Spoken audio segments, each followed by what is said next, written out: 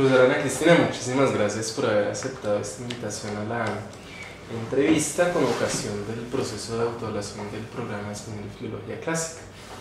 La idea de la entrevista es pues, que podamos tener una conversación pues, muy amena sobre el programa para conocer tus perspectivas sobre el mismo. Nosotros consideramos que una entrevista contigo es muy importante y por eso te pedimos este favor, porque pues dada tu experiencia y conocimiento sobre el programa, ¿sí?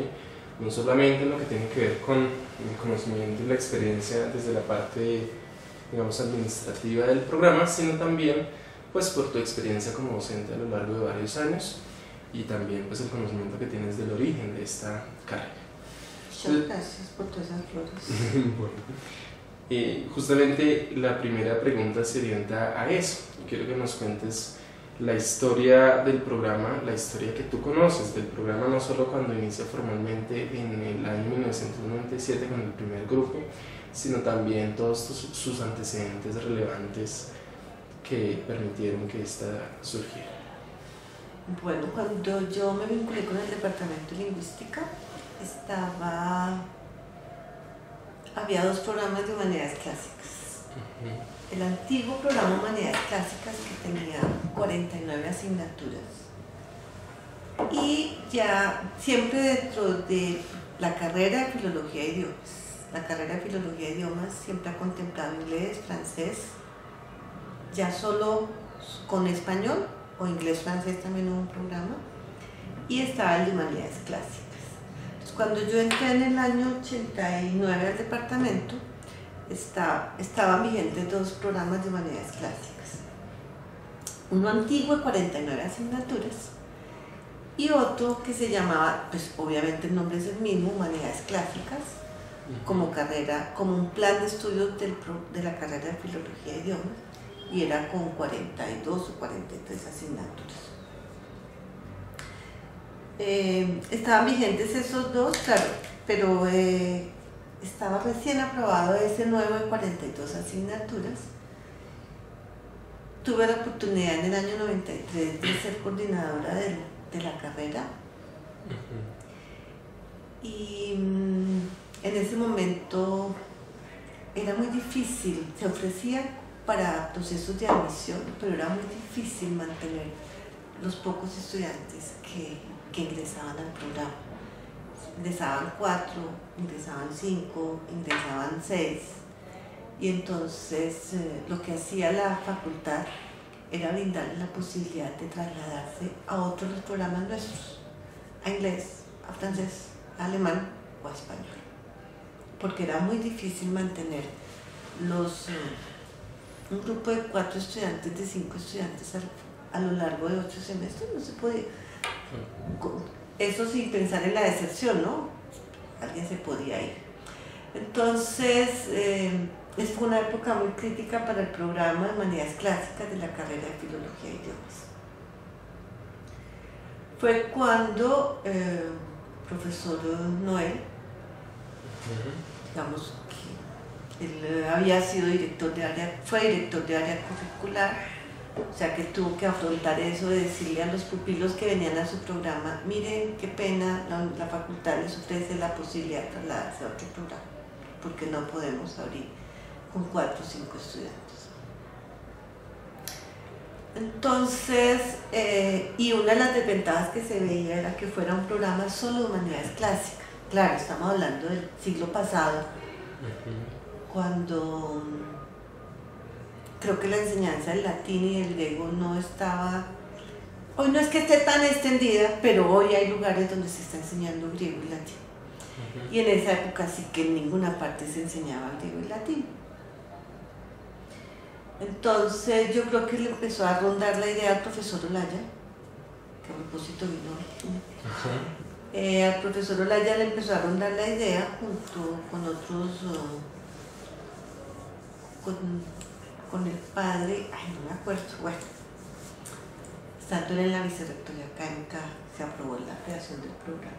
Entonces le empezó a rondar la idea de hacer un programa de los que se llaman siempre combinados. volver a la idea de los programas combinados. Filología e idiomas había descartado la posibilidad de los programas combinados, pero el profesor Olaya consideró que era necesario combinar la filología clásica con el español para ver si se podía mantener un programa de humanidades clásicas. Y es cuando se presenta en el seno del departamento de lingüística. En ese momento existe el departamento de lingüística y el área curricular de ciencias del lenguaje, el departamento de idiomas, el departamento de lenguas extranjeras. En ese momento no era departamento, era un centro de idiomas extranjeros, no era una unidad académica que pudiera presentar propuestas. Y además el profesor Olaya estaba aquí en el departamento de lingüística. Y es cuando surge la licenciatura de Español y Filología Clásica, que ha logrado mantenerse desde el año 97. No hemos tenido que ofrecerle a los estudiantes que se trasladen a otro programa. Siempre ha habido una demanda, ya no es 5 o 6, pero mínimo por allá en algún semestre al comienzo fueron 20. Porque cuando inició el programa yo estaba nuevamente en la coordinación del área curricular de ciencias del lenguaje. Bueno, eso habla pues muy bien del recorrido histórico como desde los años 90, que es cuando nos empiezas a detallar esos momentos.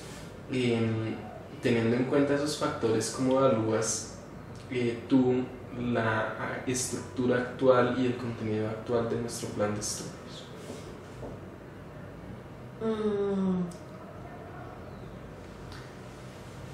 En primer lugar hay que decir que el plan de estudios está estructurado de acuerdo a los lineamientos de la reforma académica. Componente de fundamentación, el componente disciplinario y el componente de libre elección. Yo creo que el programa está bien desde el punto de vista de la estructura. Uno puede decir las asignaturas que están ahí concebidas son las de fundamentación, aquí están las con formación disciplinar y listo. Ese componente de libre elección que es muy importante para todos los programas, pero yo que conozco el de lingüística y el de clásicas, creo que es muy importante el componente de libre elección para la licenciatura de español y filología clásica. Ya voy a decir por qué. Uno podría decir, las asignaturas que están son las que deben estar. Yo pienso más bien en términos de que debe haber unas asignaturas obligatorias en el componente de fundamentación, de formación disciplinar. Que podemos tener un egresado que no haya visto la fonética, fonología de la lengua española, la morfosintaxis española, la semántica, que son pilares en el proceso de enseñanza de la lengua nativa, la lengua materna. Entonces, sí, esas son las que deben estar ahí, pero me parece que debe haber un elemento ahí de obligatoriedad con esas asignaturas. Y digo yo que el componente libre elección es clave en este programa de licenciatura en español y filología clásica, porque los estudiantes pueden inclinarse más por la filología clásica o por el español. Si se inclinan por el español, pueden inclinarse por la pedagogía, pueden inclinarse por las literaturas. Y hay otros estudiantes, sí, lo clásico, pero quieren filosofía antigua, quieren historia antigua, quieren profundizar en esas otras áreas que obviamente un programa no puede brindar todo allí. Y me parece que el componente de libre elección es clave para este programa por eso. Que yo quiero más filosofía, vaya, haga su componente de libre elección, hágalo por el lado de filosofía. Que yo quiero literatura, su componente de libre elección, enfóquelo hacia literatura. Que yo quiero más pedagogía, que yo quiero más psicología, haga sus selectivas con el departamento, con la carrera de psicología. Entonces me parece que es ahí ese como el componente libre elección vendría a ser como unos 7 u 8 comodines que tienen son 9 comodines que tienen los estudiantes para profundizar en eso que cada uno de ellos quiere. No podemos tener todas las filosofías, no podemos tener todas las historias en el plan de estudios porque eso no se trata. Entonces el componente libre elección me parece que es clave y de hecho tiene 9, tiene suficientes asignaturas en el componente libre elección. En esa estructura y contenido, ¿tú consideras que, como se dice por ahí, las agrupaciones de lenguas clásicas y de pedagogía están débiles en nuestro plan de estudios?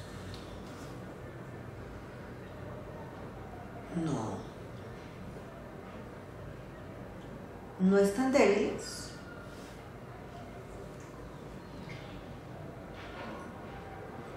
¿Débiles en comparación con qué? Débiles en comparación, por ejemplo, con agrupaciones como lingüística.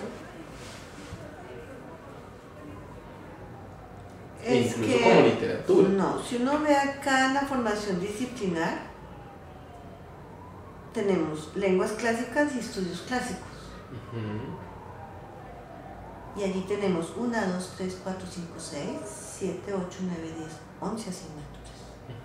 O sea, no podemos, la lengua clásica es lo de griego y latín, pero los estudios clásicos o hispánicos hay que contemplarlos dentro de esa área. Y de fundamentos de lingüística hay 5 asignaturas. Recordemos que van a ser futuros docentes de español y de filología clásica. Y la fundamentación de los fundamentos de lingüística y la formación disciplinar está constituida por 5 asignaturas. Si miramos lo de lenguas clásicas y los estudios hispánicos, ¿cuántas sumamos? 5, 6, 7, 8, 9, 10, 11 asignaturas. Sí, sin embargo, entre los estudiantes sí circula mucho esa voz, que los componentes de pedagogía o las agrupaciones de pedagogía y de lenguas clásicas parecen débiles frente a la lingüística. No sé desde qué punto de vista lo digan. O sea, pero la debilidad en qué consiste. Hay más asignaturas, hay menos asignaturas. En educación hay 4 y en fundamentos de lingüística hay 5. Pero es que el docente no solamente se trata, ser docente no implica solamente tener la formación, yo soy docente. Aquí debe tener unos contenidos muy claros de qué es lo que va a enseñar. Entonces, por eso está débil frente a qué, comparado con qué. Si lo vamos a comparar con otras licenciaturas de otras universidades, el componente de educación sí está débil. ¿Sí? Pero es que estamos hablando de licenciaturas que tienen 10 semestres, que se ajustaron al famoso decreto ese que nunca me acuerdo el número, el decreto que exige que todas las licenciaturas tengan 10 semestres y además tengan, uno mira y es como un 60% de asignaturas relacionadas con psicología, educación,